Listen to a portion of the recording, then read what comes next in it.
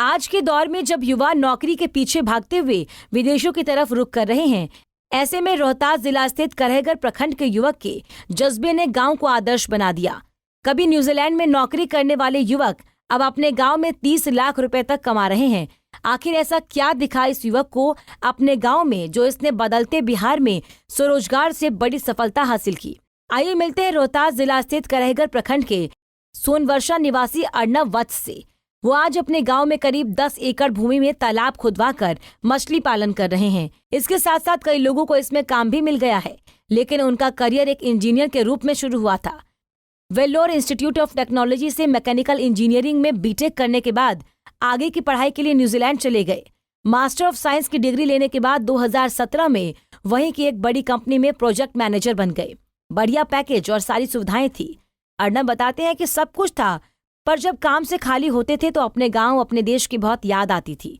बिहार में पॉपुलेशन बहुत ज़्यादा है, कंजम्पशन बहुत ज़्यादा है, तो वहाँ से मैं मास्टर्स करने के बाद बैठा था एक दिन, पेरेंट्स से बात भी हो रही थी।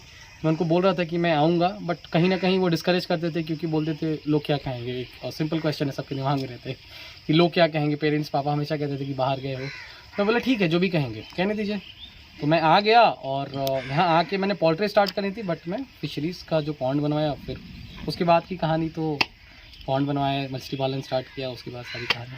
आप उसको मैनेज किया? फिशरीज़ में मेरे गुरु हैं वीर बहादुर सिंह, और यहाँ फिशरीज़ के मतलब बिहार में सबको उनको फिशरीज से रिलेटेड लोग भी जानते हैं। तो वीर बहादुर सिंह ने मुझे, और एक फारूकी सर हैं, डिप्टी डायरेक्टर हैं फिशरीज डिपार्टमेंट है, अभी पटना में है।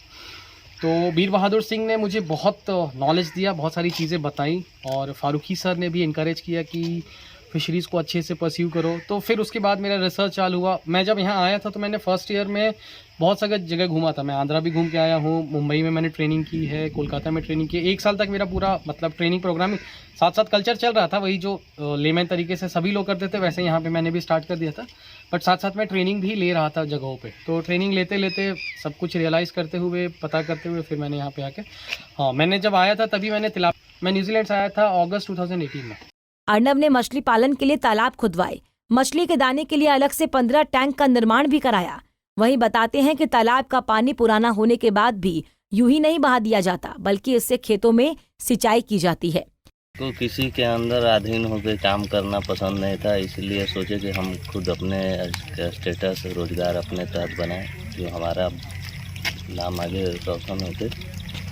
इसके लिए 2-4 लोगों को और लाभान्वित, गांव के युवा वर्ग को हम लाभान्वित करने के लिए कदम उठाए कि गांव में चले, वहां काम करने से हमको सबसे मतलब फ़ायदा और अंदर से आत्मा को संतुष्टि मिलेगी कि नहीं, हमारे वर्ग के लोग, युवा वर्ग हमारे साथ मिलकर काम कर रहे हैं। गांव के लोगों का राय यही है कि नहीं, बहुत बढ़िया है, 2-4 लोग और इनके साथ में जुड़ के काम कर रहे हैं। इससे हम देखा है इसके जो काम होता है कि नहीं, अगला आदमी ये काम कर रहा था, हमको भी करना चाहिए, और उनको भी कोऑपरेट करते हैं साथ में। ऐसा नहीं है कि अपने काम पे ज़्यादा फोकस रखते हैं। भारत के भविष्य की परिकल्पना करते हुए स्वामी विवेकानंद ने युवाओं को यही संदेश दिया था। आज ये दिख रहा है जब युवा शक्ति विभिन्न क्षेत्रों में अलग सोच के साथ आगे बढ़ रही है। पंजाब केसरी टीवी के लिए रोहतास से रंजन की रिपोर्ट।